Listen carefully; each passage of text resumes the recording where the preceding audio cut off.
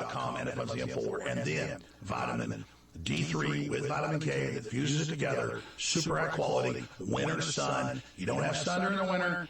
Sun helps your body produce the vitamin D3. That's why people get so sick. That's the main reason. Well, you can supplement with this under the tongue, get higher absorption. It's amazing. All three of these are on sale, but only for a limited time at InfoWars Store. Absorption. It's amazing. All three of these are on sale, but only for a limited time at InfoWarsStore.com. Protect yourself and fund the InfoWars.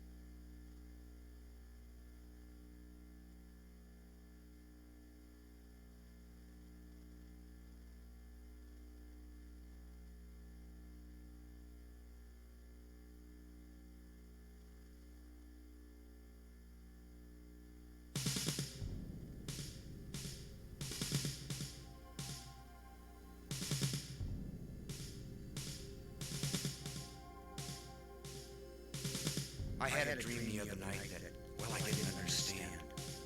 A figure walked in through the mist with a flintlock in his hand. His clothes were torn and dirty as he stood there by my bed. He took off his three-cornered hat, and speaking low to me, he said, "We fought a revolution to secure our liberty. We wrote the Constitution as a shield from tyranny. For future generations, this legacy we gave. In this, the land of the free, home of the brave. The freedoms we secured for you, we hoped you'd always keep. But tyrants labored endlessly while your parents were asleep. Your freedom's gone, your courage lost, you're no more than a slave. In this, the land of the free and home of the brave. You buy permits to travel and permits to own a gun, permits to start a business or to build a place for one. On land that you believe you own, you pay a yearly rent, although you have no voice in saying how the money's spent. Your children must attend a school that doesn't educate, and your Christian values can't be taught according to the state. You read about the current news in a regulated press, and you pay a tax you do not owe to please the IRS. Your money is no longer made of silver nor of gold. You trade your wealth for paper, so your life can be controlled. You pay for crimes that make our nation turn from God and shame. You've taken Satan's number. You've traded in your name.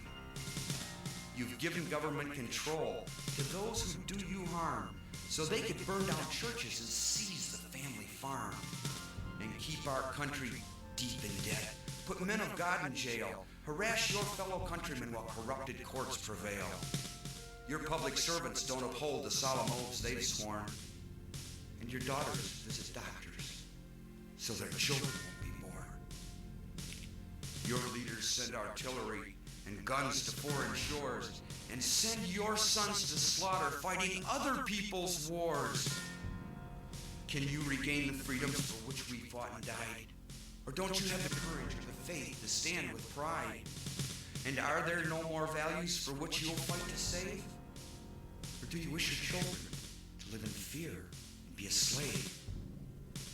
Oh, sons of the Republic, arise, take a stand. Defend the Constitution, the supreme law of the land. Preserve our great republic and each God-given right. And pray to God to keep the torch of freedom burning bright. As I awoke, he vanished in the mist from whence he came. His words were true. We are not free, but we have ourselves to blame. For even now, as tyrants trample each God-given right, we only watch and tremble, too afraid to stand and fight. If he stood by your bedside in a dream while you were asleep and wondered what remains of the freedoms he fought to keep, what would be your answer if he called out from the grave? Is this still the land of the free and home of the brave? God bless you, and God bless this republic.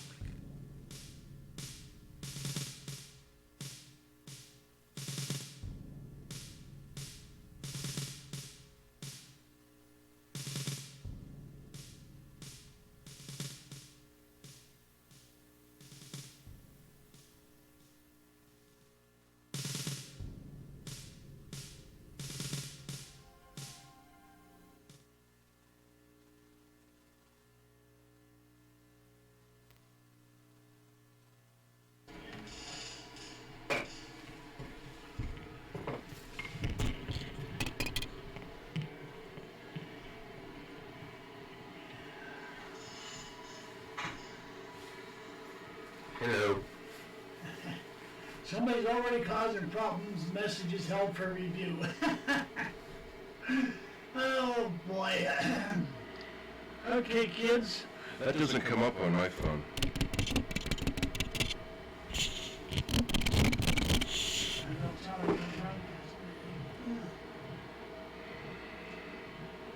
What's everybody up to this evening?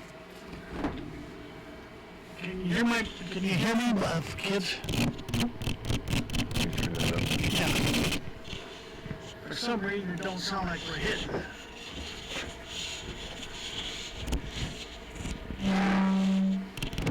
Okay, it is now. All right. Sorry there, kids. I couldn't tell if my mic was picking up, so I wanted to make sure before we got too far into the piece here. And okay, somebody out there, this message is held for review. What are you doing and saying already? YouTube's on you that fast? Anyway, I was at a gun show this weekend down at Mango Valley 4-H Club Fairgrounds, and it was well attended as far as what I can tell based on past shows down here. They had about 400 people. It's a small show, but they had about 400 people through there, and so consequently, like I said, it was a small show. So anyway, I'm organizing my gun show flyers here because we have a bunch of them, and this one already passed. Gotcha. 2 points. So anyway, I don't like you. I know, that's why you keep coming around all the time.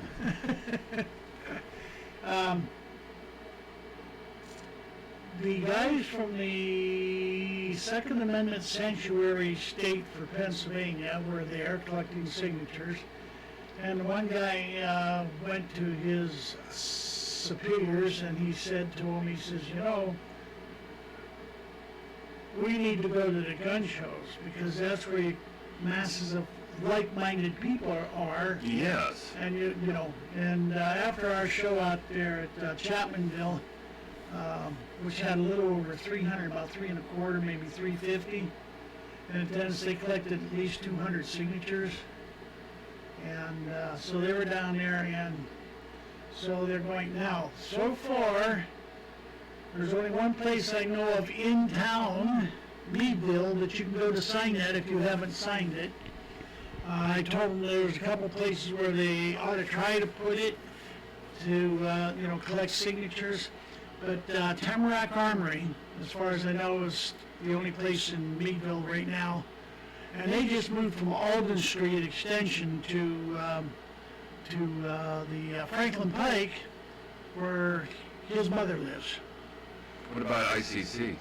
Oh, yeah, that's right, ICC, I forgot about that. I was talking to them, they were supposed to get me an updated list. But I told them as soon as they get me the information, I will put it on the air so that they can get people, so that that they can get this pushed through. We don't want it as a resolution. We want it as a state law, or if the counties do it on their own, a county ordinance. Because resolutions, that just means we are, but that doesn't mean they will stop. But with the ordinance, it means they will stop anybody from trying to enforce any of these. Draconian gun laws. Yeah, that way. You used a polite way. I was going to say something else. But anyway.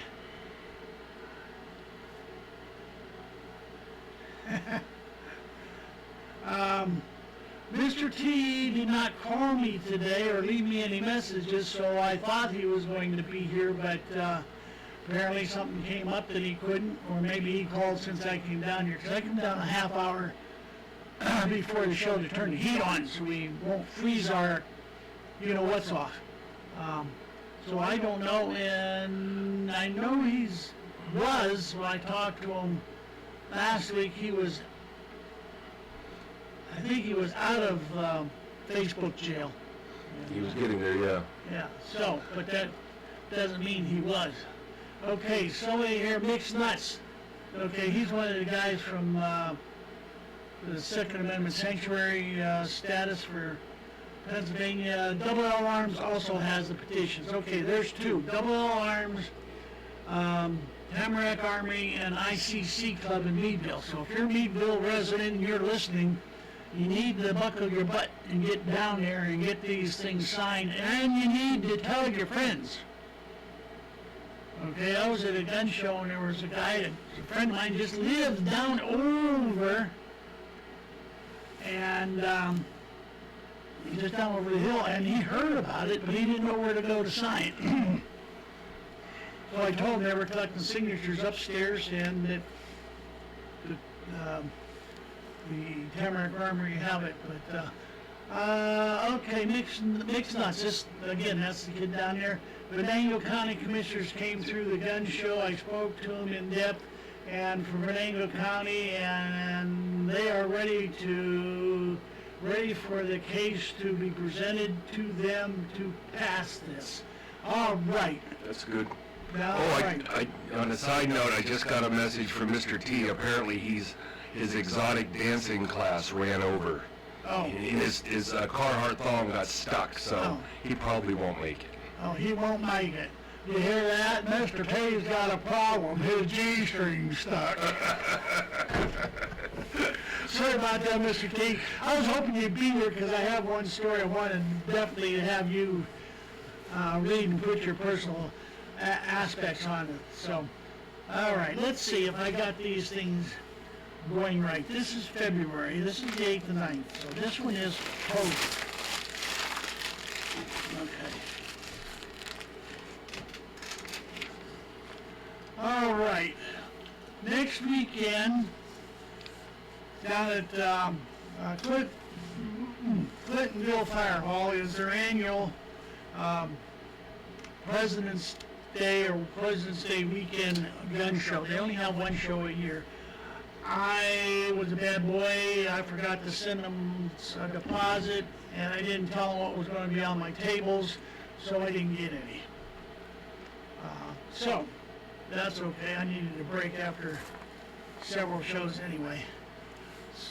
So let's see. Then after that, I don't know where it went, but I believe next week there's the week following. So this is. Let me get these dates in here correctly. What is next weekend's date there? In February, it is the 15th, the 16th. Okay, the following week, the 22nd. 22nd, 23rd. Yeah, there's no show. Okay, now the 29th, Elwood City. Okay, that's coming up February 29th. 29th, remember that, 2-9. And that's a 2-day show there. That's a good show. I'm going there. I got tables there, and I usually do pretty good. Okay, March the 7th and 8th is the Hermitage Gun Show at Hermitage, PA, at the Hickory Post, VFW, on Route US 62, east of PA 18, west of Mercer on US 62. So if you go like that, you'll get there. Next is I believe there should be something in between there, but I'm not sure. I don't have a flyer on it. It says right here, Scott Township. In March the 14th. 14th, okay, Scott Township, March the 14th, but I'm going to be at another show, I think. You're going to be in Harbor Creek? Yeah, I'm going to be in Harbor Creek. What happened to the Harbor Creek thing? Okay, well, I don't know what happened to it, but I'll be at Harbor Creek on the next weekend after that at the Harbor Creek Fire Hall on US Route 20 up in Harbor Creek, PA. Let's see. March the 21st and 22nd, there's two gun shows going on that weekend. One is Scott Township, which I won't be at because I will be at the Harbor Creek Show on the 21st and 22nd. So, but just because I ain't going to be there doesn't mean you can't go.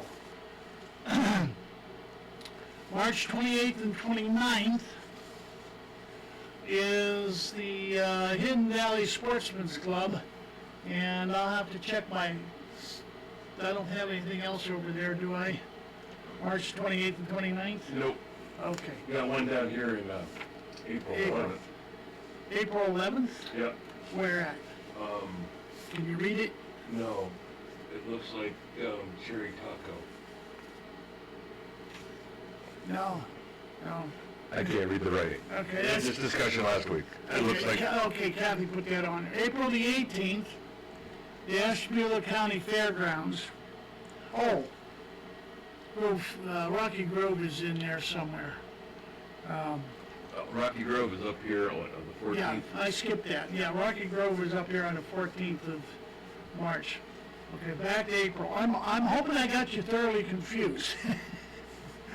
April the 18th and 19th is Ashtabula County Fairgrounds, which I am normally at, but I messed up and scheduled one at Cherry Tree Township, Cherry Tree Township Volunteer Fire Department. That's my show to help raise funds to pay my taxes. And after today, I have got $100 started for that.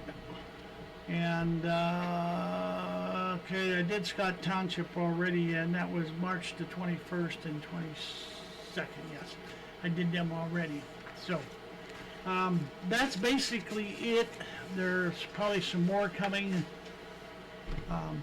Hopefully, with what I've got on my calendar, I can raise the money to get caught up for last year. And if it's super good, maybe even get the $800 or $900 to pay the beginning of this year, so I don't have the $1,000, $1,200 plus whatever. Well, you need just to win the lottery. What I need to do is we need the people. That's what I wanted to tell people. I got a letter. There is a constitutional amendment that was passed in Pennsylvania that would exempt senior citizens from having to pay property tax. But it has not been pulled out of committee to allow let's put it this way, the legislation that is needed has not made it out of committee, so the school boards are not able to do that until the necessary legislation comes through. Now, talking to your school boards like talking to the wall. They aren't going to do anything about it. Both sides of the state legislature, and put the pressure on them to get that shit out onto the floor and get it passed.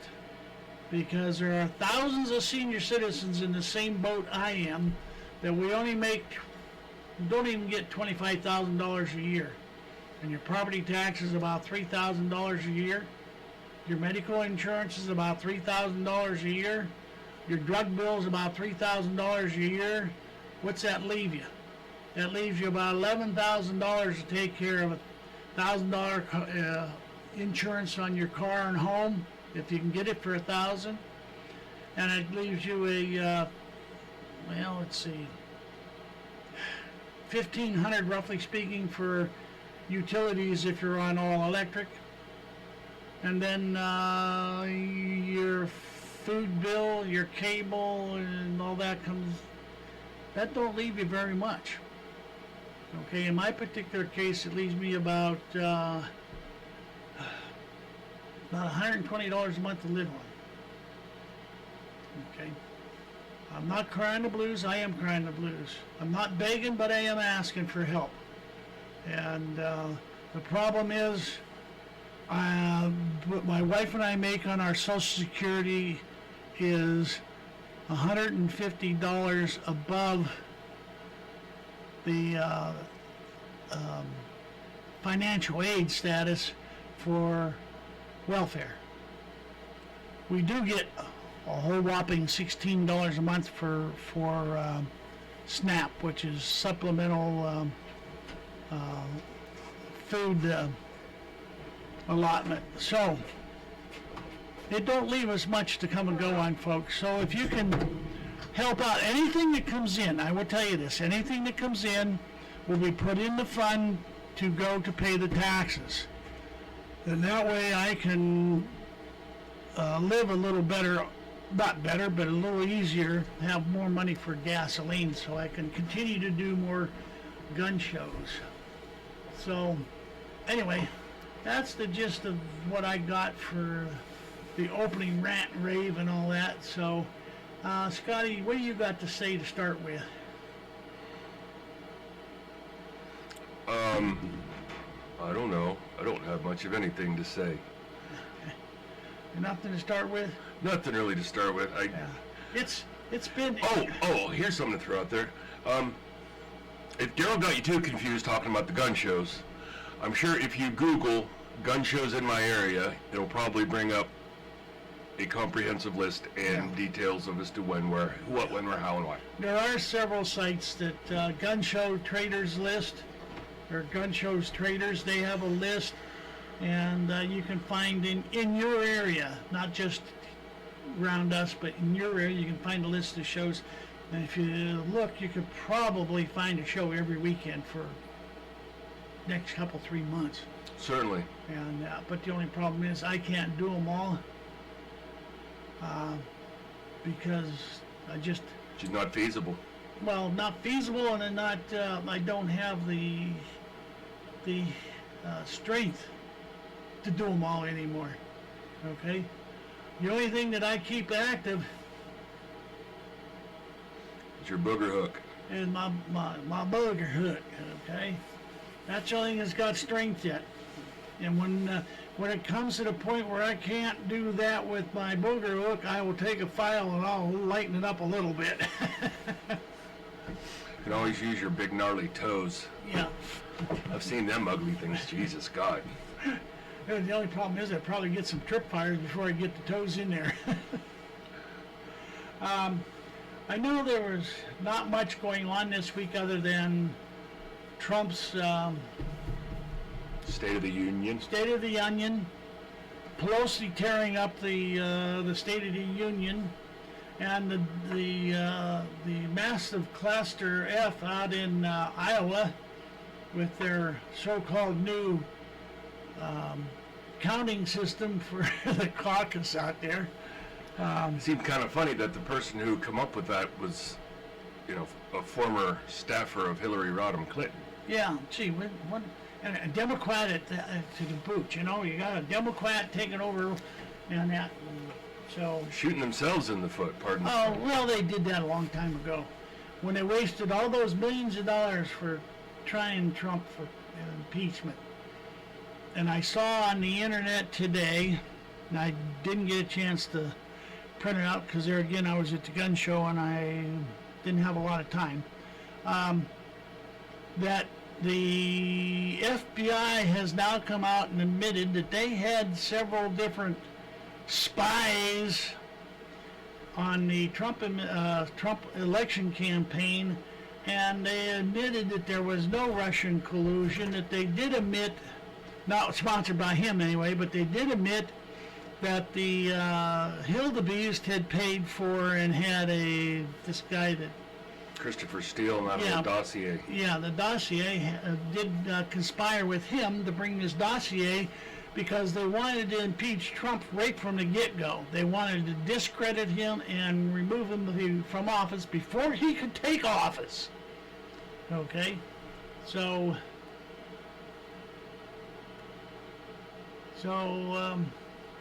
anyway, we have, back up to Pelosi for a minute. I hate what she did when she tore up the State of the Union address. She can be charged with destroying government records or government documents. Also, she could be kicked out of her office or asked to be removed from Speaker of the House through her violation of the ethics rules. And Yeah. So, Anything to bring Oh my God, if Donald Trump did that, we want to impeach him, we want to impeach him, impeach him, impeach him, impeach him. Run him out of the town on a rail. Yeah, if Pelosi does it, okay guys, fill my breast and you won't have to do it. Oh, Jesus. All right. I got a story here, since we're talking about Pelosi. This is written by C. Douglas Golden from the Western Journal. Pelosi claims new travel ban affects 350 million, but the real number is actually 12,000. House Speaker Nancy Pelosi is not necessarily a fact-friendly person. If you need evidence of that, you can currently look at the trial happening in the upper chamber of Congress, a trial which is the result of the lower chamber, the one Pelosi is in control of, in case you're unaware, deciding to impeach the president. To her credit, the Speaker can walk and chew gum at the same time, which is why she was able to distort the facts in another matter entirely, this time involving a new travel ban imposed by the White House. Last Friday, the Department of Homeland Security announced travel restrictions on 6 new nations due to those countries failing to meet security criteria. According to the Daily Caller, the new list includes Eritrea,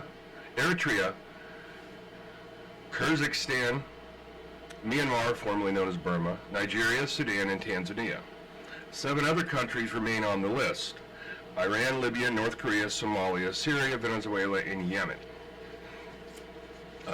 Quoted as saying, whenever foreign nationals present themselves in the U.S., authorities must be able to answer 3 basic questions to determine if they are admissible. Is this person who they claim to be?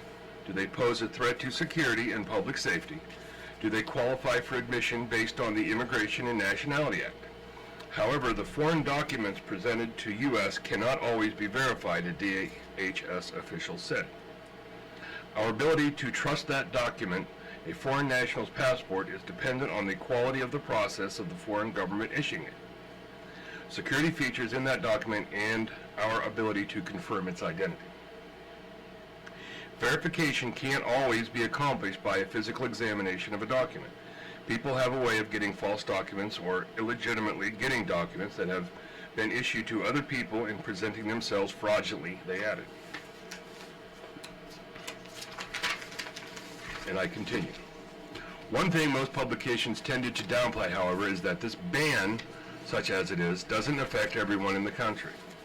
The restrictions being imposed on the 6 countries are different from what was imposed in 2017. They will only include limited categories of visa applications, the DHS spokesman said.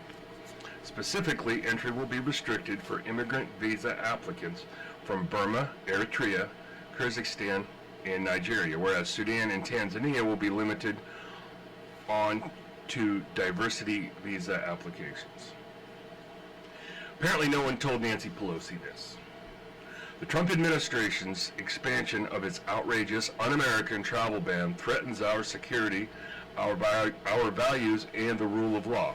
The sweeping rule barring more than 350 million individuals from predominantly African nations from traveling to the United States is discrimination disguised as policy, she said in a statement. Those were her words. America's strength has always been as a beacon of hope and opportunity for people around the world, whose dreams and aspirations have enriched our nation and made America more American. With this latest callous decision, the president has doubled down on his cruelty and further undermined our global leadership, our Constitution, and our proud heritage as a nation of immigrants. In the Congress and in the courts, House Democrats will continue to oppose the administration's dangerous anti-immigrant agenda. In the coming weeks, the House Judiciary Committee will mark up and bring to the floor the No Ban Act to prohibit religious discrimination in our immigration system and limit the president's ability to impose such biased and bigoted restrictions. I think that right there kind of sums up the whole deal. Limit the president's ability to impose such biased, bigoted restrictions. Forget the usual Pelosi chatter about bigotry, which assumes that these are all majority Muslim nations. They aren't, in case you were curious. As acting DHS Secretary, Chad Wolf pointed out in a Saturday tweet, Pelosi's claims were factually inaccurate. Facts are stubborn. The new travel restrictions do not apply to 350 million people, as some of our critics would lead you to believe. Such statements are grossly inaccurate and irresponsible, he said. An official with the Department of Homeland Security on Friday said roughly 12,400 people will be impacted by the rule, and the estimation does not even include waivers, the Daily Caller reported. So 350 million versus 12,000. Forget the fact that Pelosi assumed every single person in these nations wanted to and qualified to come here. Even if you reduce that first number, we're still talking about a massive difference. Almost done. Will this change Nancy Pelosi's rhetoric? Of course not. Perhaps one hopes it will change some other minds. I'm going back to limit the presidents. Well, that's what they're trying to usurp the president's powers and make him nothing more than a figurehead, which would be the same thing that has basically happened to the Queen over in England. She is more of a figurehead than she is Any kind of governance. yeah, any kind of governance. So that's basically what it boils down to. The Politburo is, hell, I'm sorry, that was the wrong term. That's Mother Russia. But anyway, the Politburo is trying to put restraints on the President of the United States. And that's what this is all about. So everything that he does, they're going to attack because, number one, they lost in the impeachment battle. They lost that. And they knew they were going to lose it from the get-go. So they wasted taxpayers' money to start with. Which, by the way, brings up another subject. Since they wasted taxpayers' money, they should be made to pay it back. Okay? You will no longer get a salary until the multi-million dollars worth of expenses that you created is paid back into the treasury. I have a better idea, I think. What's that? Because these people have a crap ton of money anyhow. Confiscate it. No. Make them broke. Put them to work on the highways and the byways. Yeah. Have Nancy Pelosi scour her constituency for needles in human waste. Yeah. You know, And have them, do some actual labor. pick up the straws that they're not allowed to have. And if they're from a state, if they're from a part of the country that has snow in the winter, here's a broom, here's a shovel. Have at it. Have some fun. Yes. Lift your legs, not your back. Yeah. I mean, I think it would go to showing them what, because these people inside the Beltway are so isolated, are so completely devoid of any kind of sense of what the average, honest to God American is about anymore. Well, they are. They say they are, and they'll put on their construction cap when they're out there trying to get reelected, and I'm with you.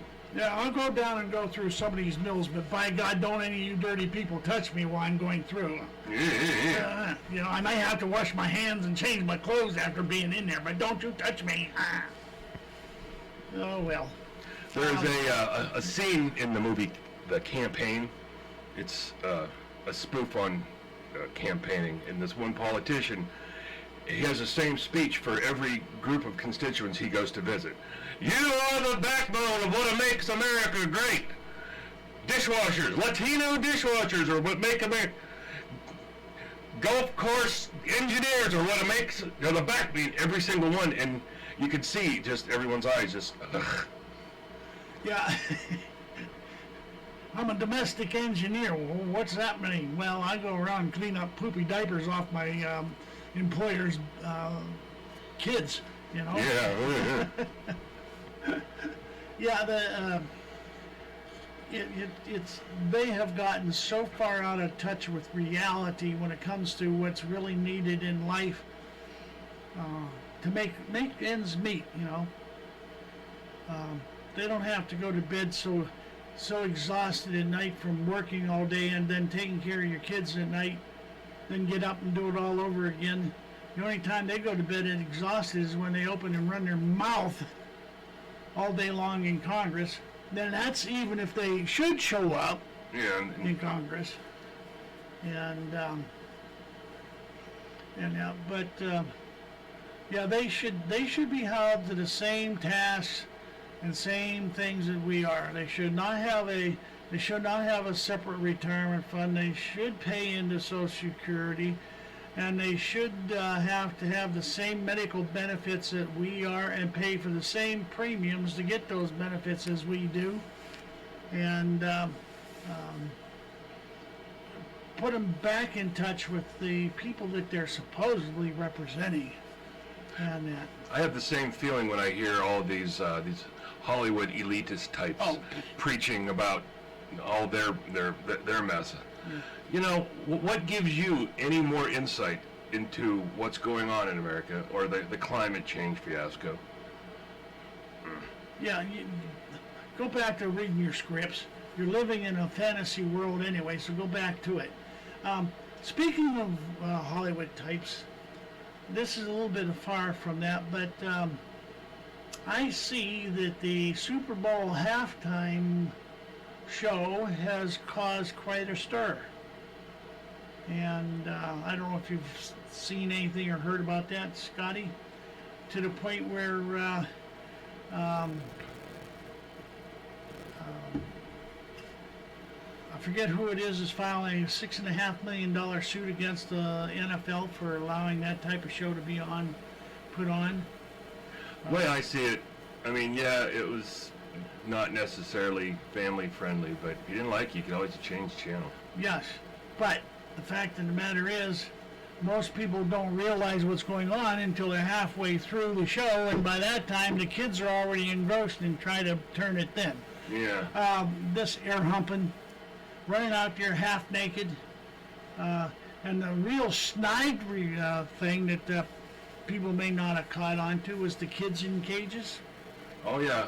Okay. It was all very political. Yeah, it was all very politically, and it was directed at Trump for the kids in the thing, but nobody has come out and mentioned, well, do you remember who started the kids in the cages? The abomination. That was started under him. It took Trump about 6 months to a year to end it, okay, because when he became president, he couldn't do everything all at one time, so he had to go through and make the changes as he had time to or could, or schedule, or however you want to say it. But everything is being directed at him, but it all goes back, 90% of it goes back to under the abomination. And and yes, if you don't like what the halftime show was, you could take and turn it off, but like I said, by the time you realize what the hell you're seeing, then it's too late, although the halftime show was extra long. I'm sorry, when you got kids that are going to be watching, I don't believe in censoring, okay, but there is a certain amount of responsibility on the sponsor's part, okay? Certain level of decorum. Yeah, okay, anyway, I have a thing here about Secretary of State Mike Pompeo a little bit later when we get to it, and boy, we got all kinds of stuff going on. Yeah, kids, whatever you're doing, you keep being dropped from YouTube. I've seen it up as high as 11 tonight and down to the low as 6. So. You might want to rein in your comments. I don't know. Of course, you don't have to. I'm not trying to censor you. I'm just telling you what they're doing to you. They're censoring you. Mr. T alert. I just spoke with him. He was able to successfully remove his Carhartt thong, but there is a significant amount of chafing. So let's keep him in our thoughts. I got some ointment there, Chief. Some salve. So once again, sorry, Mr. T. I'm sure you're paying attention. Well, I imagine he is. He's probably going to come up here and butt stroke us both next week. He will deserve butt stroke. I mean, I've been hit by a rifle quite some time. Me neither. Yeah, I don't know. God, how long has it been? If it's been that long ago, it's time to have another one. Thank you, sir. May I have another one, please? I'm going to switch gears a little bit, get away from the domestic problems here. But this illustrates what Mr. T has talked about from time to time on our show over the past years. And 2 U.S. service members, and this is off of Newsmax, killed, 6 wounded in insider attack in Afghanistan. Now, insider attack means that it was somebody, at least, if nothing else, dressed like an Afghani soldier. But 2 U.S. soldiers and an Afghan soldier were killed when an individual in Afghan uniform opened fire on them with a machine gun in eastern Afghanistan. The U.S. military and 2 senior Afghan officials said on Sunday. The shootout on Saturday wounded 6 U.S. service members and 3 Afghan soldiers. The firefight broke out after a combined U.S. and Afghan force completed a key leader engagement. Mr. T would probably know what that means. I'm assuming a transfer of command structure to the Afghanis in the area, but I'm not sure. At the administrative headquarters of Nagathar Province, Shizazad District. That's not how it's pronounced, but anyway. I wish they'd get names pronounced in English there.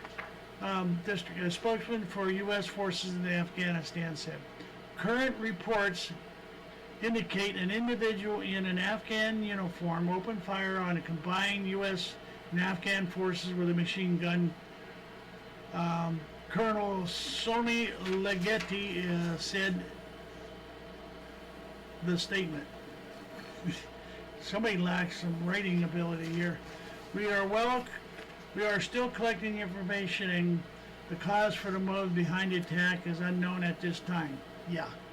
The Taliban has not claimed the responsibility for the attack, and senior officials were investigating if it was an insider attack, often known as green on blue attacks, that have been a regular feature of conflict in Afghanistan. We're there to try and help you, but you're shooting us in the fucking back. What the hell are we there for? I'd say we get out of that country. Let's just let it go back to the Stone Ages. Yeah, let them kill each other off, and then when they finally decide who's going to be the chief honcho, we'll deal with them. Okay, we're done. Let's by the end. Afghan Defense Ministry, in a statement on Sunday, said the attacker opened fire on Afghan National Army members and U.S. forces, killing 1 Afghan and The ministry set up an investigative team headed by the country's chief of army staff to investigate the attack. Attacks such as this by our enemies fail to have negative effects on the friendship and spirit of cooperation and between the Afghan National Security Forces and U.S. military. Bullshit.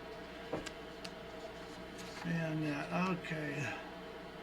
Sohab Qadir, the Province Council member of Nagahagar, said the attacker was killed in the clash. Well, that's good. He is an Islamic fighter, had infiltrated the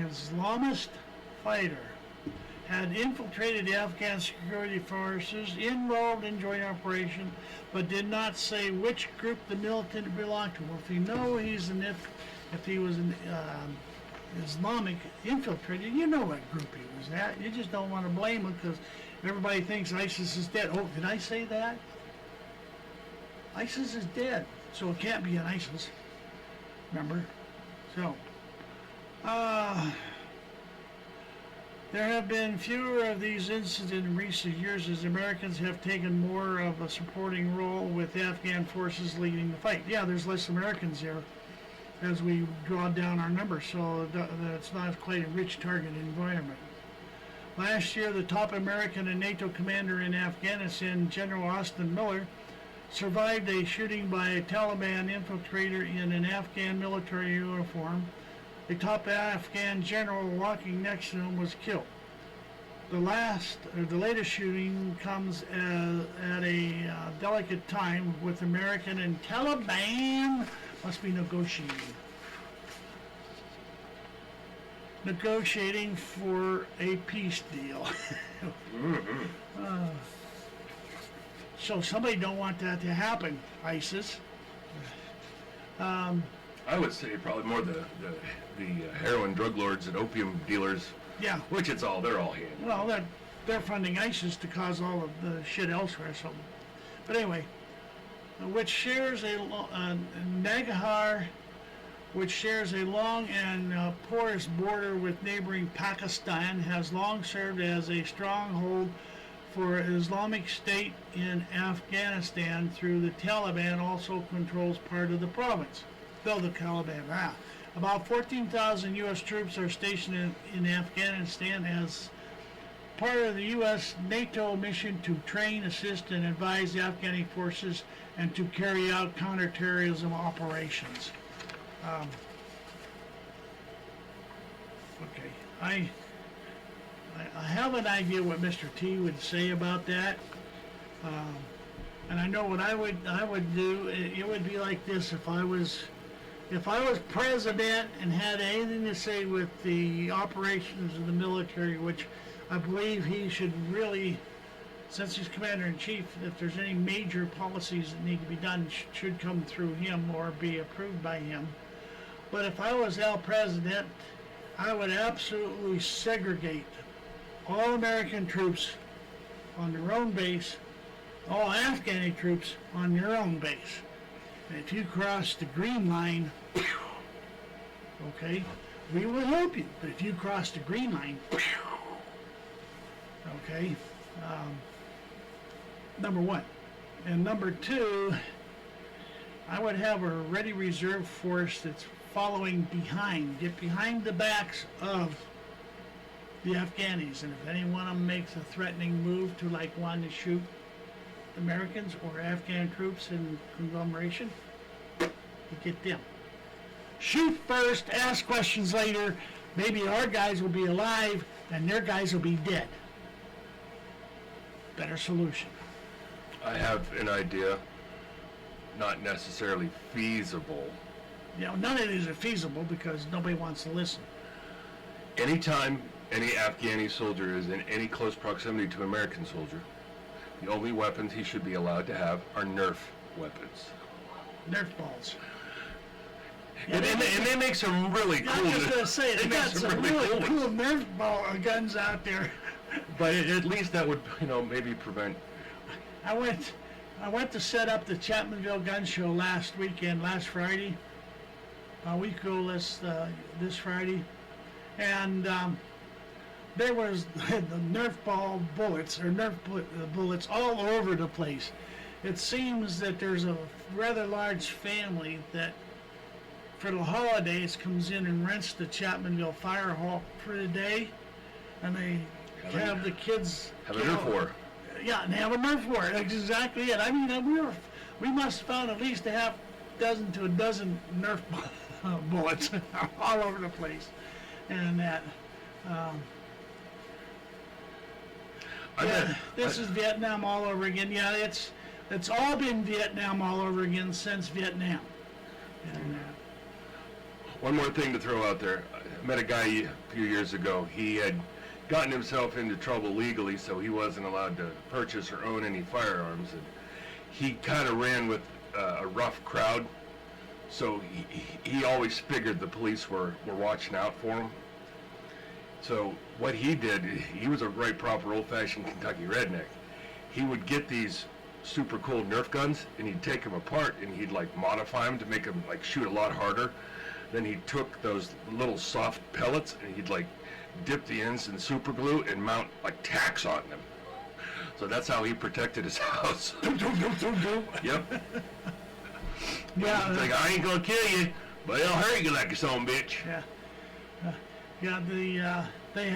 I was down at Christmas time to my daughter's house, and the grandkids down there received a Nerf pistol and a lever action Nerf gun. Nice. Okay, and but I've seen the ones with the rotating cylinders, and the street sweeper type, you know. Oh yeah, they have all. And, well, My Jonathan had a belt-fed.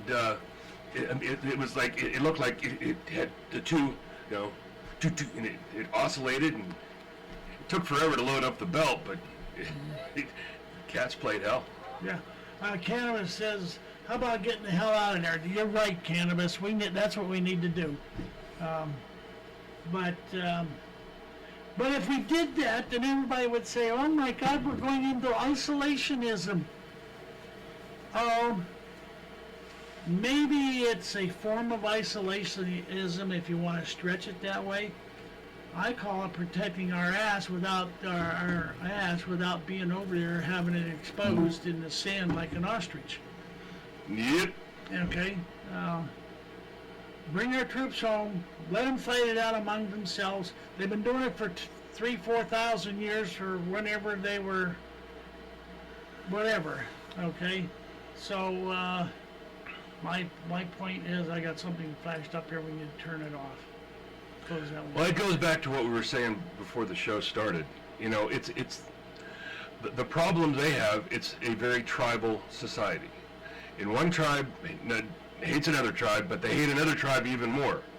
So they'll make deals with this tribe that they hate to get back at this other tribe that they hate more, and then this tribe does this, and so you're never going to have peace and serenity over there. Yeah.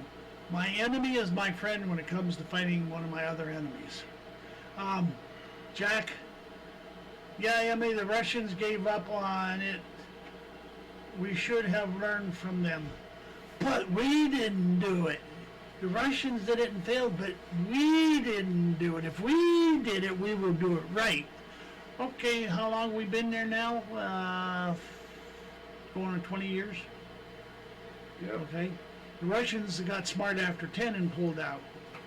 You're not going to defeat these people. No matter what you do, you're not going to do it. The only way you do it is nuke the whole damn country and make it flat, black, and glow in the dark. Okay? Make it into a super parking lot. And, that's the only way you're going to be able to handle it.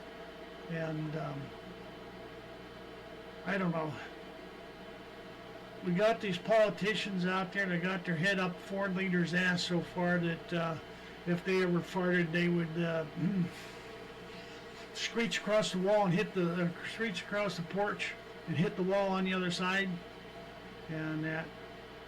So Well, when you have politicians and they're having their siblings given these sweetheart deals, and I'm not just talking about Biden. There's a whole list of them. oh, I know.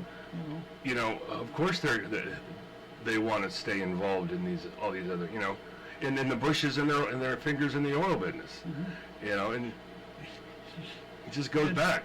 The Kennedys, back during the Depression and Prohibition, the Kennedy family made their money bootlegging. Did you know that? Yes, I did. Okay, they made their money bootlegging. The Bushes,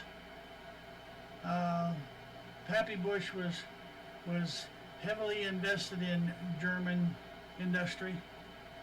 Okay.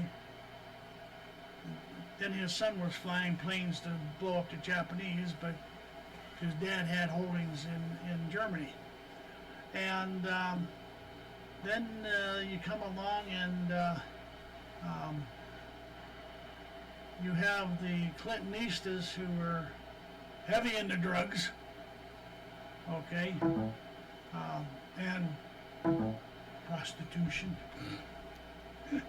I shouldn't say prostitution, I can't prove it, but they were heavy into drugs. And then you have the second generation Bush family, the first Bush president and his wife. They were heavily invested in prison industry. And at the facility, the prison, the POW camp where I was at, they had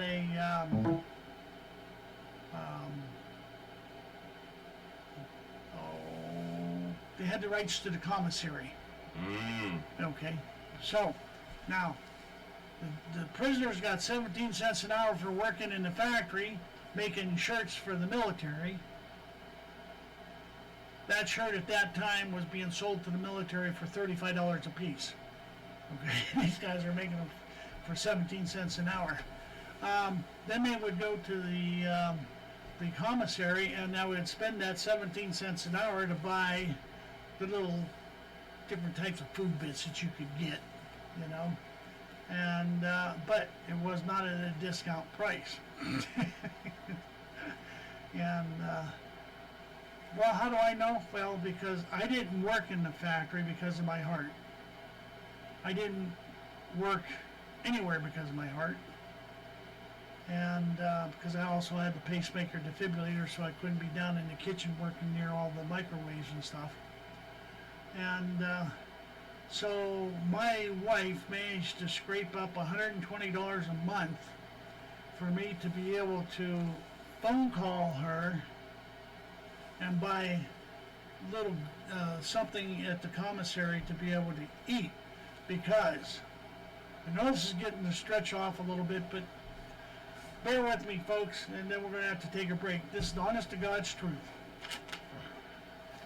Guys that were there that took ceramic classes, every so often had to empty out their locker and send their ceramics home. Well, the only way they could get boxes was boxes from the kitchen. We had fish night every Friday night, so we had lots of boxes. So they took the boxes over. One guy brought the box home to clean out his locker, or not home, back to the dorm. They cleaned out his locker. Excuse me. And the box, honest to God, I repeat, honest to God, the box said, and this is fish, not for human consumption. Okay? Now that's what we were eating for fish night. On Saturdays was turkey night. But the only problem was, when we went down there, the turkey was all full of these odd-shaped holes. Okay? They were maggot infested. So when they cut it and sliced it, they, you know, the cooked maggots fell out. Oh boy. And that's what they served us. So on Fridays I wouldn't eat supper, I wouldn't eat Saturday, I wouldn't eat supper. So I went down to the commissary and I would buy romaine noodles, jars of peanut butter, bags of tuna fish. They had, you couldn't have a can of tuna fish because you'd have to have something sharp, but you could buy the tear open bags. Little pouches. So I'd buy a couple of those, and I would get crackers, and now that I'm not there, out of the commissary I would smuggle out jelly. My cellmate worked in the kitchen, so he would smuggle us out hard-boiled eggs and mayonnaise packs. So when we wanted to, we could take and mix up tuna fish with hard-boiled egg in it and put some mayonnaise in it, and, you know, put it on crackers. Yeah, so we could, you know, make it that way. We bought romaine noodles, and then we bought little jars of soft cheese. And we would take the romaine noodles. We weren't allowed, didn't have anything to cook with, but we had hot water for instant coffee and hot chocolate or tea. So we went down and got the hot water, put it in our cups. We had the big cups. And we put the romaine noodles in there. And when they soaked up, we put in the flavoring packet and we mixed the cheese with it. Okay, different flavors. We had jalapeno and then we had regular and all that kind of stuff. So I mixed it all together.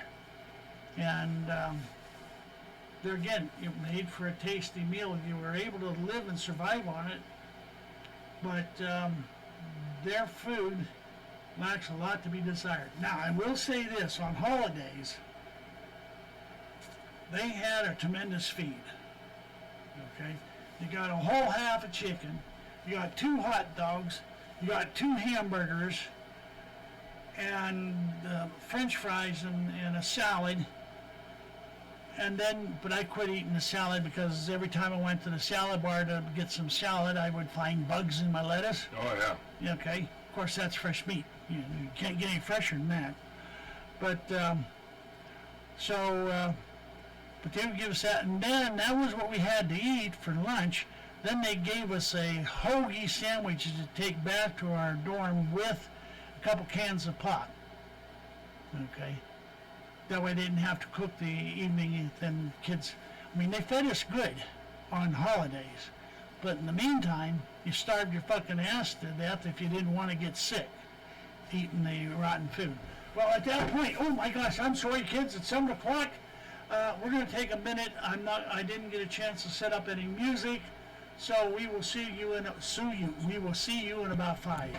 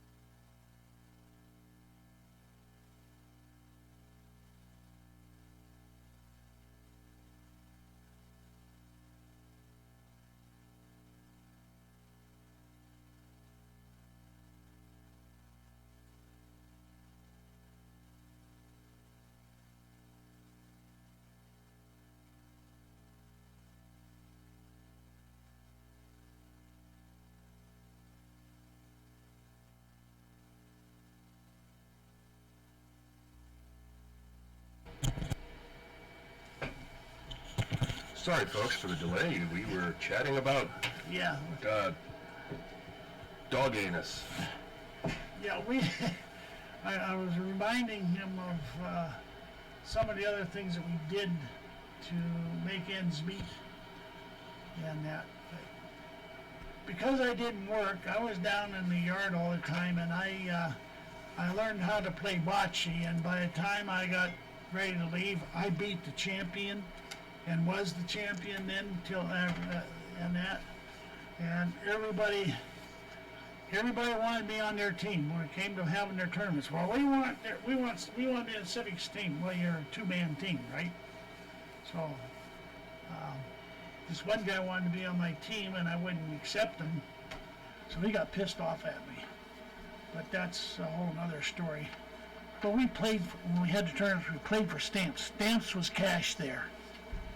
Okay, I see you picked up something there, Scott. This is completely off any kind of topic we were talking about, but we've talked about Antifa in the past. Oh, Antifa. New York City subway equipment sabotaged by Antifa-backed protesters demanding free rides, according to Jack Davis from the Western Journal. Hundreds of demonstrators took to the streets and subways of New York City on Friday to protest the police presence on the New York City subway system and to demand that the subway be free. The protest took place in Brooklyn and Manhattan, culminating in a group of 500 demonstrators jamming Grand Central Station at the 5 p.m. rush hour, according to the UK Guardian. The New York Police Department reported that it arrested 13 demonstrators and gave out 11 summonses, while Metropolitan Transit Authority police made 3 arrests and issued 8 summonses, according to WCBS. Protesters also vandalized fare card readers and turnstiles, scrawled graffiti on the subway station walls, and in some instances held open turnstiles to allow riders to get on the subway without paying. According to one of the protesters, "We pay for the metro with our taxes. Why are we being charged then? Hounded if we don't pay to use it. And of course, it's disproportionately brown and black people being hounded and arrested," a protester who only gave her name as Brandy told CBS. The MTA said the protests on the city's sometimes dangerous subways were nothing more than an added cost to the public. This demonstration actively follows the dangerous pattern of previous activities that have resulted in vandalization and defacement of MTA property, clearly violating laws.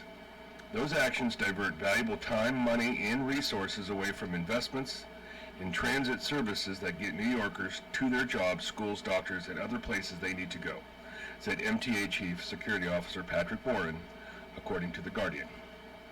The MTA has zero tolerance for any actions that threaten the safety of the public and our employees and impede service for millions of customers.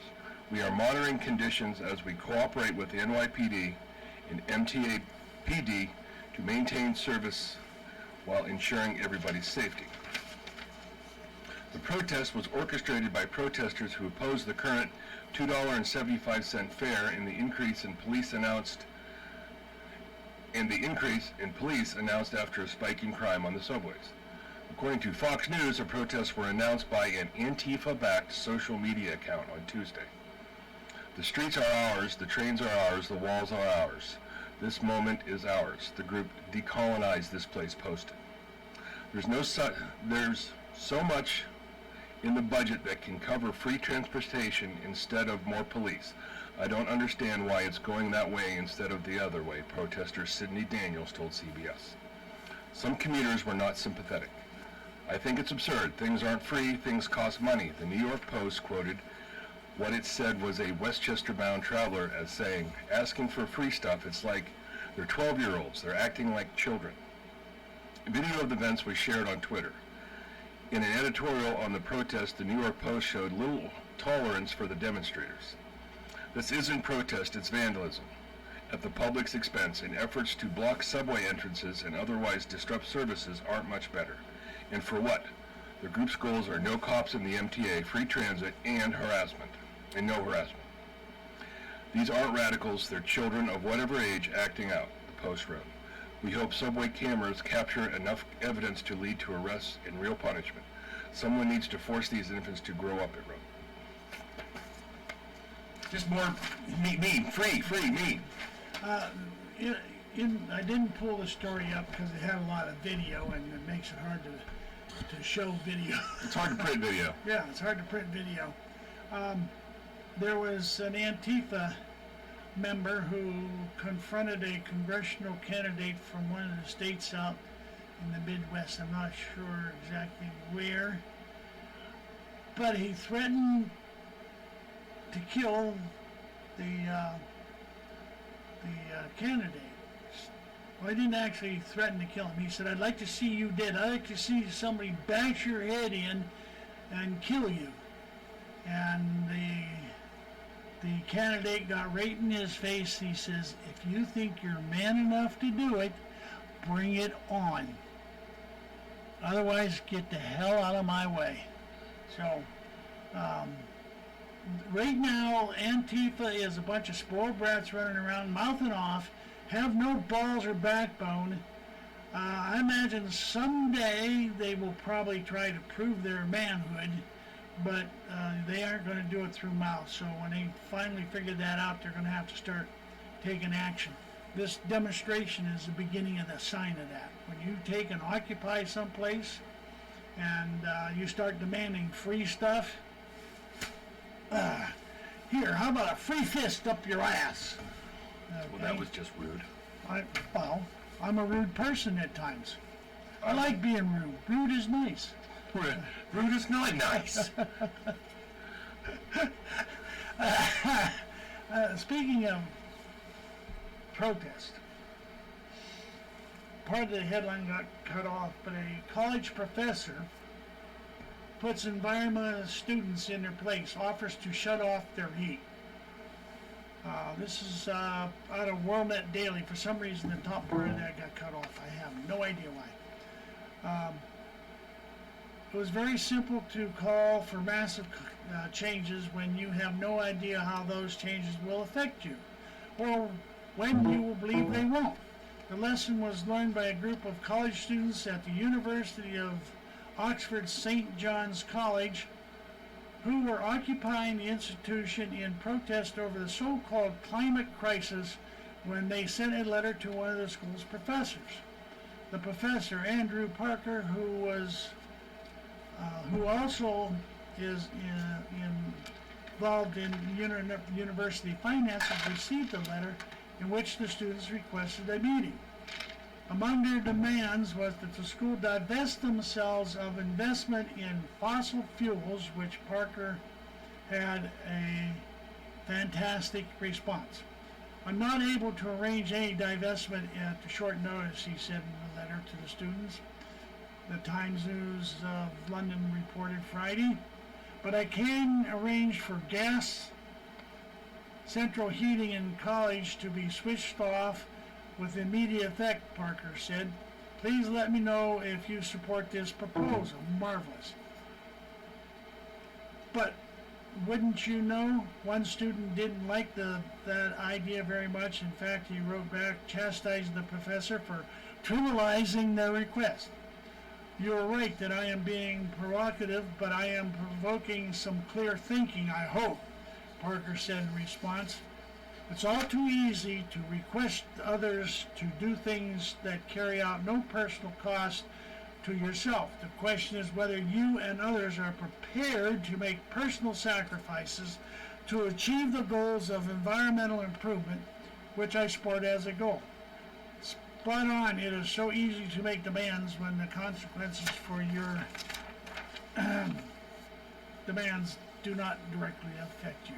Well, there's more to it, but that was basically the gist of it. And the professor was right. Okay, you want us to divest ourselves? Well, I can't divest ourselves of it. So, that quick. So, let me turn the heat off in the college. No heat for your dorms, no heat for the classrooms. Okay? Make perfect sense to me, you know. You want to do something? Put your money where your mouth is. There was a video on, or a picture on, I think it was Facebook or one of the goofy websites I go to, and it was a portable Tesla electric car charging station attached to a diesel-powered generator. So, kind of pointless. What's I bought this car because I want it. I'm doing it for the earth. And then, So what are you running, diesel? But you see, that shows you the breakdown of the ability to think logically. Okay? Which I said goes back to the schools not teaching kids or not letting kids develop their ability to think and reason. And you can't do that by having a mighty machine here that tells you everything. Okay? You have to read it, you have to be told it, you have to perform it, exercise your brain. And then when you get to be a senior and you know how to start thinking and reasoning, then you can get introduced to the computer. But up until that point, and that, so, yeah, but that's what they want. And what do you get? Here we are. How long has it been since computers have become the state-of-the-art teaching instrument now? 25, 30 years? Thereabouts. Thereabouts, okay. And here we are, we're seeing the increase of stupidity in the logical thinking of people. Just like the story there where I didn't buy a gas car, I bought a diesel one instead because I wanted to save. No, it was an electric car. Electric car, yeah. But the portable station, the portable hookup that they brought out because this person broke down. It's diesel was a operated, yeah. Diesel. Well, where the hell do you think the electricity comes from? Exactamundo. Okay. I'm sorry, I was Yeah, concentrating on two things, and I caught the part where. Yeah. And but whatever. Yeah, but that shows their thinking. I see these advertisements for all these cars, all these crossover cars, and how wonderful their mileage is. But they don't tell you that it's a combination of electric and gasoline driven. Okay? They want you to just think it's all electric. All electric, yes. And electric cars are not a new thing, by the way. Back when cars were first coming out, 100 and some years ago, there was electric cars back then. They had electric cars. They had steam-driven cars. Okay, had a boiler. Steam would... And so the technology has been there. The improvement in the technology had been shelved because it was back then expensive. And it's still expensive. I don't know what the battery pack for a car is, but if you have an electric car and somebody out there who has one, if you will send us a note, I'd like to know when your battery pack quits working, how much is it going to cost to get a new one? And what is it made out of? And what kind of contaminants did it put in the atmosphere while it was being made? And also, there's these third world countries where they have all of this, all the heavy metals needed to make these batteries. They're not talking about the fact that it's destroying the environment, just destroying like huge strip mines. People are all upset about coal. It's terrible. Yeah, but they're paying 12-year-olds pennies a day to dig into horrible conditions. It's just. It's not all sunshine and lollipops. Yeah. I wish it was. It'd be nice. Like I said, what do you do with the dead battery afterwards? Okay? Some places have court charges when you return them, but what do they do with them? Okay? So you're not gaining anything with half this shit that you're doing. If you want to do something, instead of having diesel-powered electrical generators for them to plug in, have solar-powered batteries to put to go on to charge, or have a solar panel put on the roof of your car. Then you could also go so far as to put a wind sail on, so when you got a windy day, you could let it blow you down the road. And you could also have a windmill on it to spin and generate electricity to charge your battery, so you could go. So as you're going, the windmill is generating more electricity to keep perpetual motion. Perpetual. Yeah. Anyway. God, he's going to dig another one. Bum, ba, bum, bum. Oh, yeah, I want to do this one here. You want to do that? Which one you want to do that? It's about Iowa. An early Iowa. look behind the election theft curtain. It's commentary by Craig McMillan. Exclusive, Craig McMillan sees Dems using smoke-filled back rooms with a twist. Democrats have been stealing elections since there have been elections. Let's say the modern era of election theft began with JFK, the labor unions, and Illinois. The deal was simple. If Illinois unions went full Democrat and elected Kennedy, their reward would be an executive order unionizing the federal government.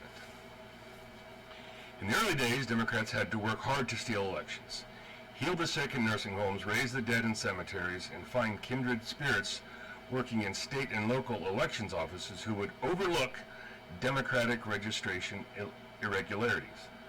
Oh, I see old Whiskey Joe voted 3 times in this election. I guess he really liked the guy. That wasn't my story, it's written here, I'm sorry.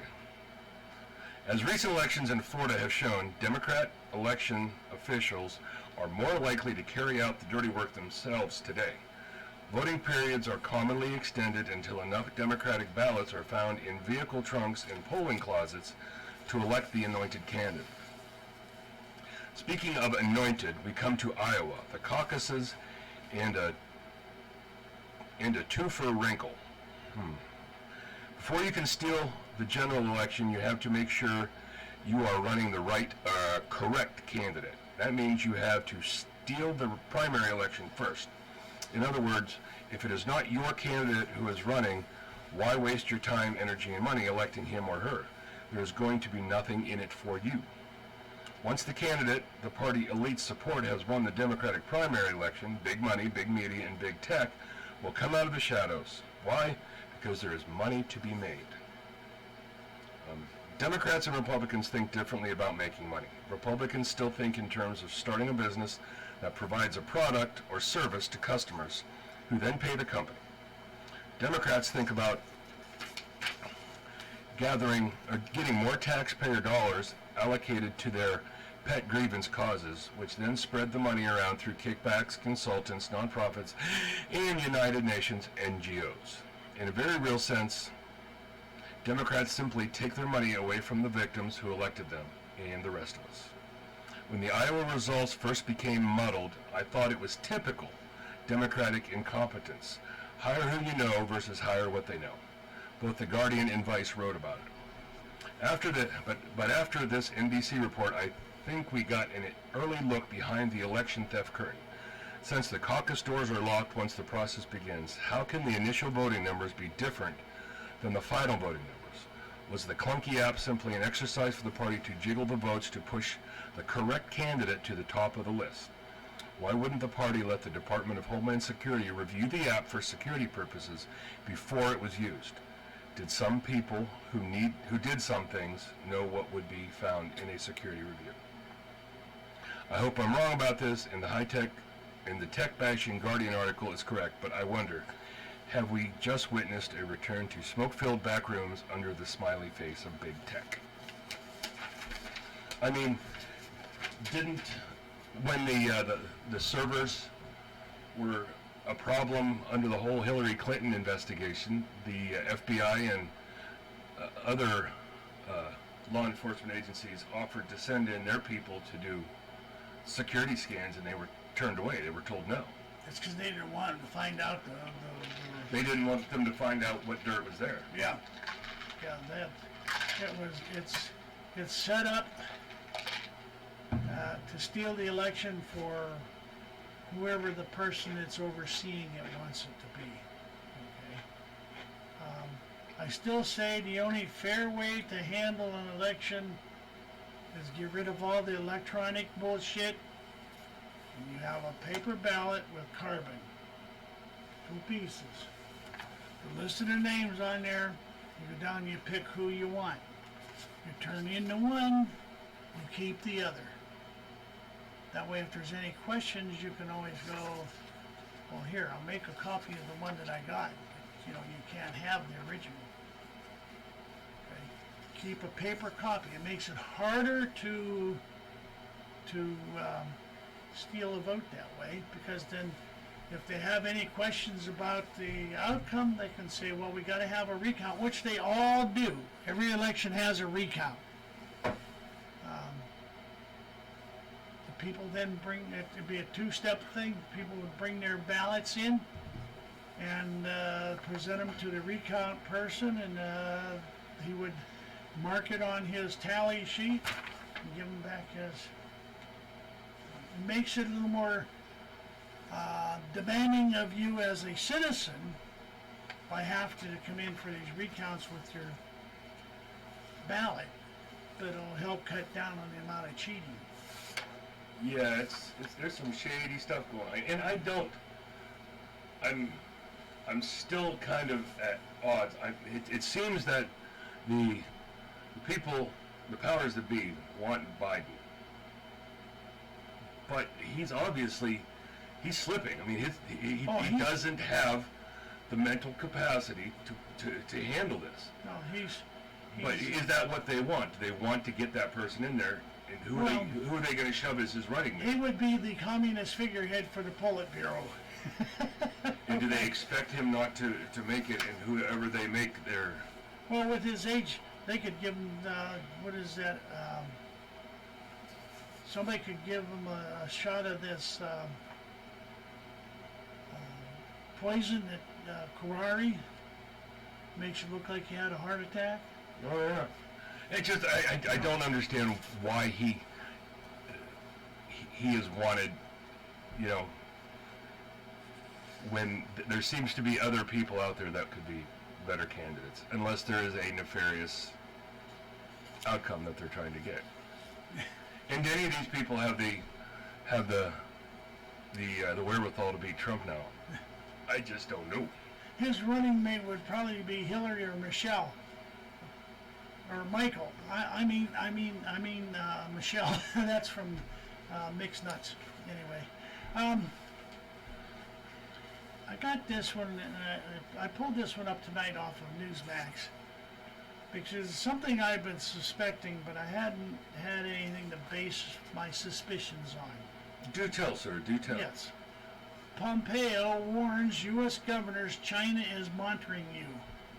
Secretary of State Michael Pompeo delivered a tough warning about China in a speech to U.S. governors, urging caution in business dealings with Beijing. Looks for the ways to exploit U.S. vulnerabilities and expand repression at home. He also, I wonder if that's Northrop. Oh, I'm sorry. He also had a pointed message for certain U.S. states, pension funds that may be investing in ways that fund a Chinese government crackdown on its Muslim minority and exchange. Well, I'm sorry, the Muslims need to be cracked down. So I can't fault them for that. But here's the part, or even putting U.S. military personnel at risk because they're modernizing their military. That puts U.S. military personnel at risk. As of its latest public findings, the Florida retirement system has invested in a company that in turn has invested in surveillance gear that the Chinese Communist Party used to track more than 1 million Muslims minorities. Pompeo said at the National Governors Association winter meeting in Washington. China's ambassador to the U.S., Chi Takaki, however, Chinese soup, said in a Sunday television interview that Pompeo's comments about surveillance were totally wrong. Don't give me that shit. I know enough about communists and their philosophies. See, Pompeo also said California's pension fund, the country's largest, is invested in companies that supply the People's Liberation Army without offering details. That puts our soldiers, sailors, airmen, and Marines at risk, he said. The world's second largest economy is further embracing repression under President Xi Jinping. Jinping. Pompeo said in a continuation of the harsh commentary about Beijing and was a feature of his recent trip to Europe and Central Asia. Who are the him, hers, and why is China blocking them up? Quick take. Oh, I'm sorry, that was not part of the story. I should have blacked that out. Competition with China is happening inside your state, and its effects our capacity to perform America's vital national security functions, the top U.S. diplomat told the governors. Competition with China is not just a federal issue. Pompeo said U.S. engagement with China at the end of the Cold War was based on the assumption that it would pivot toward becoming a liberal democracy. It didn't happen. Under the Chinese leadership, the country is moving exactly the opposite direction, where more repression, more unfair competition, more predatory economic practices, and indeed a more aggressive military posture as well. Those trends don't mean the country can't do business, said Pompeo, citing the recent Phase 1 trade deal between China and the U.S. and prospects for a second round of trade talks.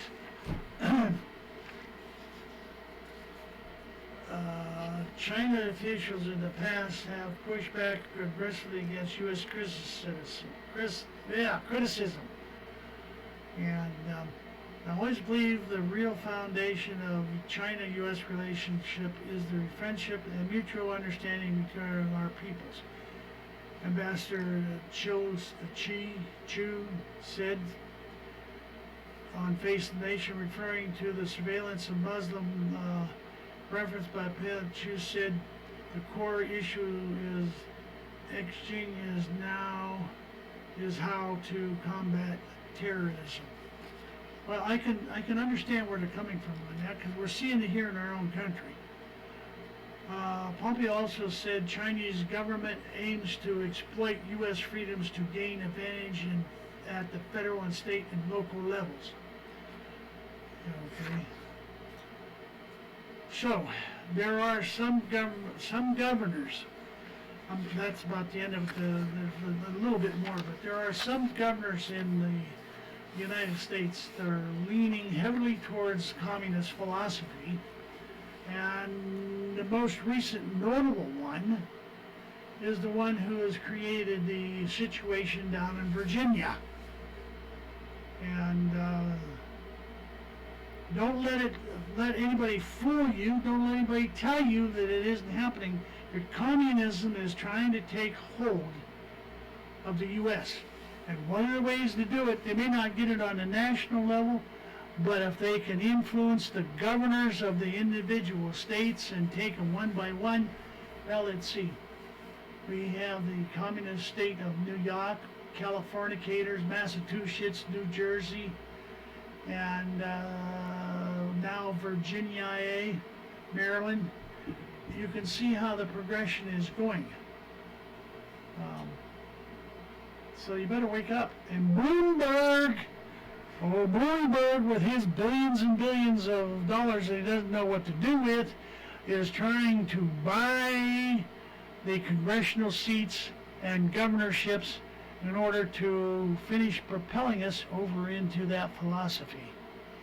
You see his ad on TV around here anywhere where he's claiming he was able to get 21 governors and 21 combined governors and representatives elected to state legislatures. Okay. And we know exactly.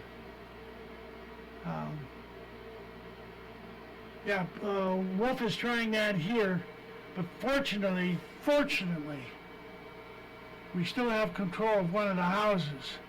And I'm not sure exactly how many, but if we lose 2 or 3 seats in that house, then he could gain control of that house, and you will see the same shit come from him that's going on down in Virginia.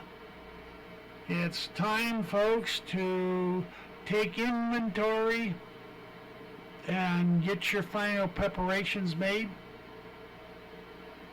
because come November, it may be an altogether different picture after the election's over as to what's going on. And it's better to be prepared now than to try and do it after the election.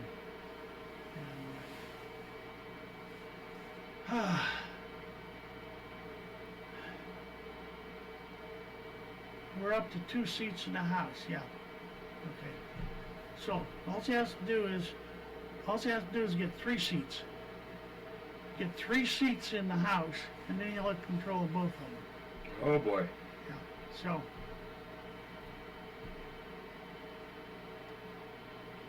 Okay, something to come across here from G.I. Joseph. This morning, this week in Pennsylvania on ABC's 27.com show featured our Governor Tom Wolf begging for universal background checks to buy any firearms, mandatory waiting periods. Okay? That's when they're doing this mandatory background checks, that means if you have a firearm and you want to sell it to somebody, can't do it. You got to take it to a gun shop, have them run a background check on the person you're selling it to before you can sell it, and then you got to transfer it. It's going to get registered. Remember, registration is the back door to confiscation. Leads directly to confiscation. And that's all. Yeah. Toomey the trader is endorsing universal background checks here in Pennsylvania. And yeah, he's not the only one, but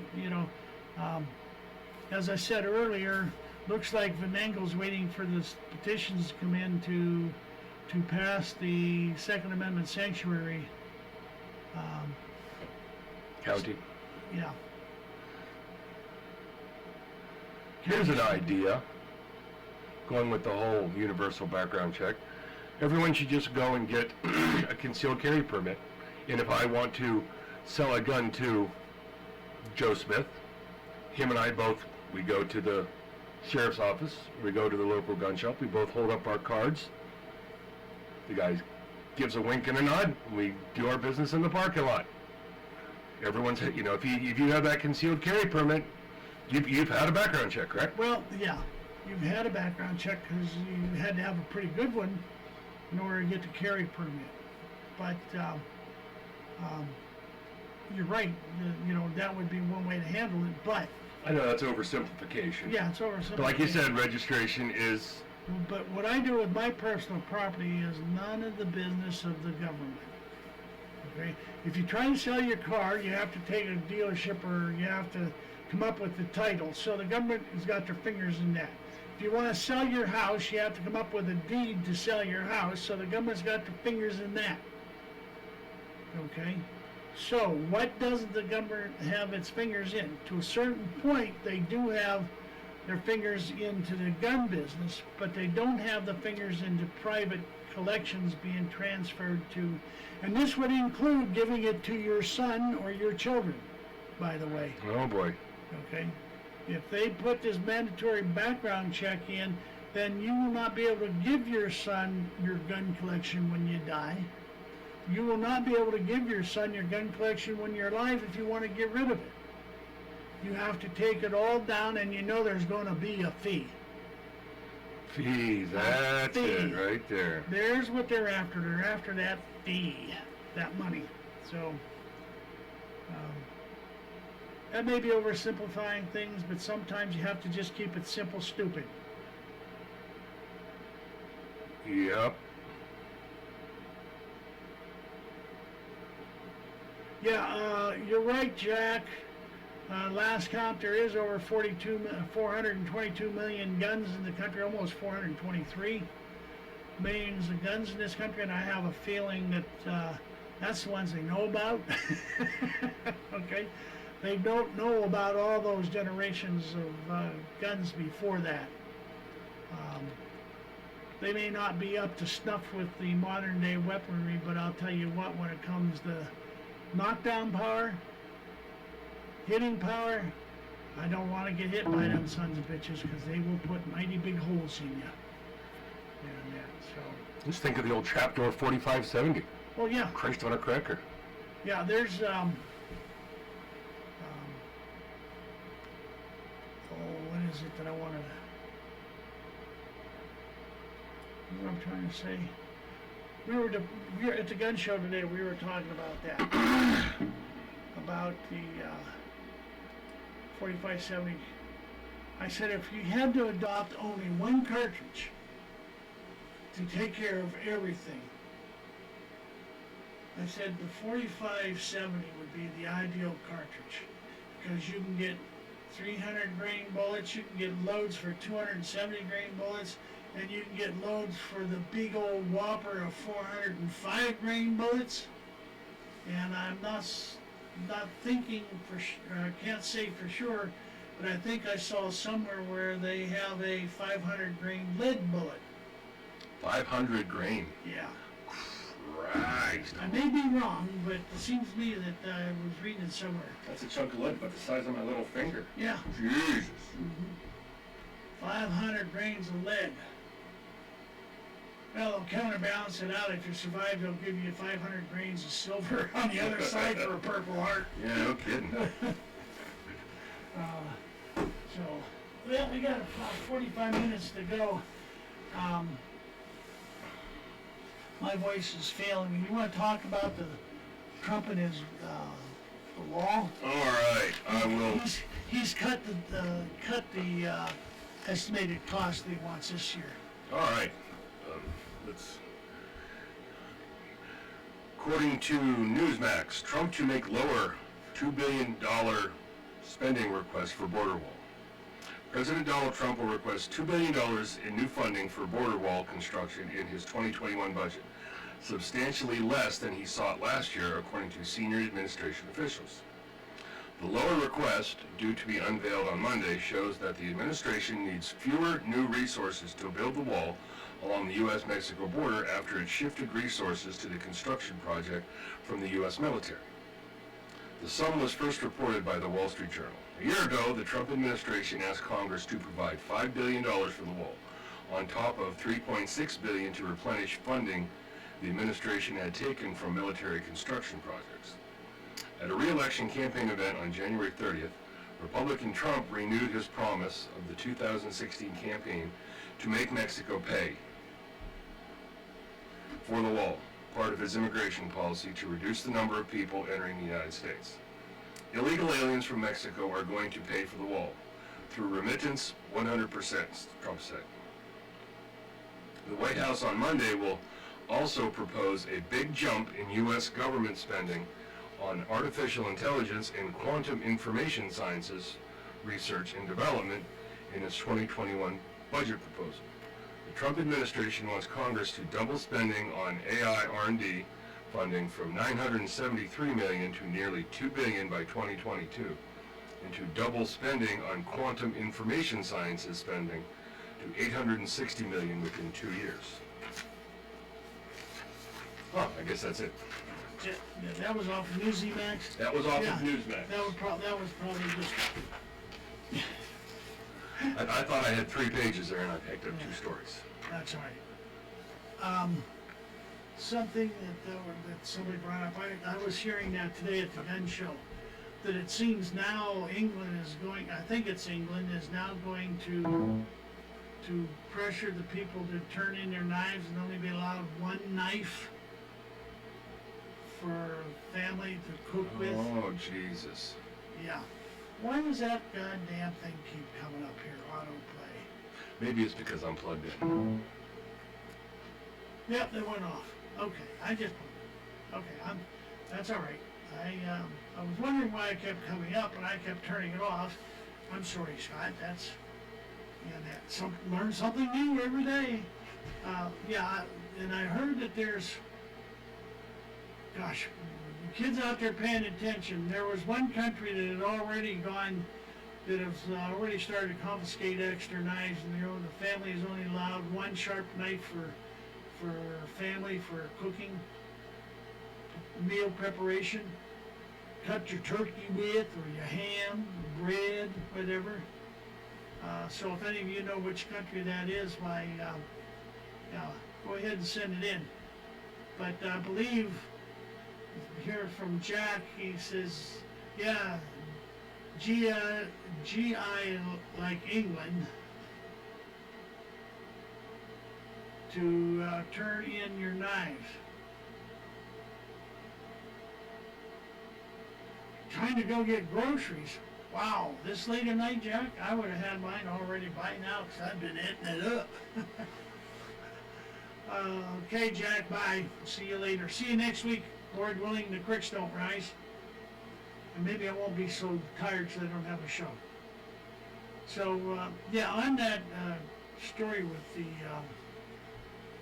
wall, he's going to divert some of the funding for military projects to the border, which is part of what he's supposed to be doing. He's supposed to see to a secure border. And that is part of the military's job, is to see to the secureness of our border.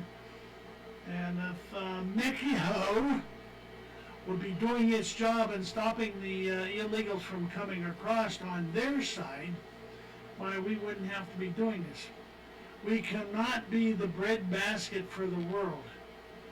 Leastwise, not a free base for the world. And you have to, sometimes you have to learn to grab yourself by the horn and stand up and fight, rather than cowering down and allowing the oppression to happen. And so, to tell you the truth, it'd be much cheaper for the U.S. government to give each alien that comes to the Mexican border an AR-15 and 1,000 rounds of ammo and 30 magazines and send them back to where they came from and get rid of the tyranny in their country. Oh, did I say that? Maybe that's what they were trying to do with that Fast and Furious. And it was just misreported. Well, Fast and Furious was sending guns to the drug lords down in Mexico. It wasn't going to the rank and file people, it was going to the drug lords. I know, I was just being a shite. Well, it's good because then we can reiterate that for the people out there to listen. And so, anyhow, well, while we got 9 minutes. It's too late to start another story. So while I got a few minutes to reiterate. Second Amendment sanctuary state petition can be found at least 3 places in Meadville now, at Double L Arms, Tamarack Armory, and the ICC Club. So get down there, sign the petition. If you go to the Tamarack Armory or to Double L, buy a box of ammo while you're there.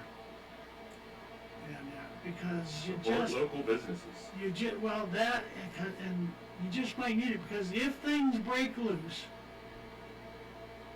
because of what you see what's going on in Washington District of Criminals, what's going on in Virginia, the asshole we have in Pennsylvania. Yeah, John's Barber Shop in Cambridge Springs also has copies, so there you go. As I find out more each show, I will put it on there for you, put it out as to who's got them. And, you see what the governor here in Pennsylvania is trying to do? He's trying to follow in the same footsteps as Northrop is down in Virginia. Okay, and they are getting the support of Bloomberg and his billions. Bloomberg and his billions, and Soros and his billions. You know, Nazi and communism both at the same time. What's the common key between the two of them? Ism. Ism. Ism. Okay? And, Ism coming here soon, I wonder. Ism is. Ism is, ism does. And so, yeah, as I was saying, once that happens, and people resist, the flow of ammunition is going to stop. the flow of magazines is going to stop. No more gun shows, okay? And just like this weekend at the gun show, if they pass this mandatory background check, no more gun sales at gun shows, okay? So there'll no longer be any gun shows. You will no longer be able to pick up what you need. And I see earlier in the thing here, Emmy tweeted that she ordered a case of Spam. Not that it's the best canned meat in the world, but it ain't bad and it'll do in a pinch. If you're hungry, it'll do. And there are some, Jack, I think it was Jack told her that he had Spam, eggs, and rice, brown rice this morning for breakfast. It makes I like taking Spam and slicing it fairly thin and frying it up. Piece of white bread and American cheese, a little bit of ketchup. Right there. Yeah. That's good eating. Yeah, it does cook up nice and that. The only problem is a little salty, but that's how they preserve it. Yeah, I mean, And, just have to adjust your diet otherwise. Apparently Hawaii is like Spam Central. I think the weather's kicking up here. I can feel the wind blowing in we're through that supposed to door. have some snow moving tonight. Every now and then I feel a gust of wind coming, and that door's shut. Yeah, but it's not shut. It's not sealed like it should be. It's cold over Yeah. here. Yeah, he says it's to stop gun violence, but in the same breath, he cuts funding to school securities. This is Wolfie. Mm-hmm. Okay. Public schools to be sacrifice zone. That's right. They've always been sacrifice zone. As soon as that gun-free zone sign gets put up, the bad guys know they can go in there without any worry about getting their ass blown away and have a target-rich environment, because we now have the wonderful, most ingenious idea of all, that after the shooting starts inside, we lock the school down. Nobody can get out. Not even the shooter. Okay? What did you just do for that guy? You improved his opportunity to cause more chaos. Chaos. Chaos. Okay? And the people and the citizens of this, of these different school districts and that are allowing this shit to happen are so brain dead. I know it's very popular in the big cities where they have a problem, but most of this problem will be corrected if Mama and Papa knew what their kids were doing, okay? And when the kids weren't in at a certain time, they were out on the street fighting them, grabbing them by the damn ear and taking them back home, and then beat the snot out of them for being out there causing trouble. Oh no, that would be abuse, child abuse if we did that. Okay, so turn them loose and let them go out and cause more problems. Break a few fingers, they're a lot less likely to cause more problems. You had mentioned the school district. One of the volunteers that comes up and helps serve breakfast, he was venting, this past fall. He went to local Pencrest school board meeting to, it was like, I think it was meet the candidates. They're going to have all the candidates there, and he said, counting the news media that was there were 12 people showed up. 12 people. Mm-hmm. So, people need to get involved. It's empathy. And I'm not even sure that's the right word for it. Apathy. Apathy. Yeah. Empathy is when you feel bad for somebody. Apathy is when you just don't care about it. And and the drugs. Drugs are a big... But there again, if Mama and Papa would go take their little kid by the scruff of the neck or by the ears and drag his ass home and embarrass him in front of everybody, they wouldn't have that problem. And if all the parents did it, then there wouldn't be any kids out there to get embarrassed too. Because they'd all be home doing their homework, doing household chores, and there's nothing wrong with chores. I'm not talking about child slavery or child labor. There's nothing like chores to help teach the kid a sense of responsibility. Okay? I had them when I was a kid. Mowed the yard, weed the garden in the summer, shovel the sidewalks in the driveway in the winter, and for extra money in the summer I went and mowed 4 or 5 yards a week, we got extra money, 50 cents to $1 back then. Big money, big money. Okay, that was a lot of money, 50 cents or $1. 1 minute. Oh, we killed it all except for 1 minute. Okay, real quick. In the summertime when the vegetables ripened in their garden, I took them in the back of a wheelbarrow and pedaled them around the neighborhood. Okay, so that brings us to the end of the show there, folks. Scotty, you got any last comments? Still 22 veterans a day commit suicide. Look out for your brothers and sisters. Yeah, I had those things dog tags out on the table this weekend, and I talked to several veterans, but none of them wanted to take one. I'm going out to the VA clinic here for an appointment. I'm going to grab another handful so you can have Yeah, some. I've got one coming up myself here, not this Saturday, but next Saturday. I gotta go to the foot clinic. Yeah, they got a big jar of 'em right there at the reception. Yeah. I always fill my pockets. They look at me like I'm an idiot, but... All right, well, I'm building the house out of it. good night, y'all. See y'all next Good week. night, all you guys out there. We'll see you next week.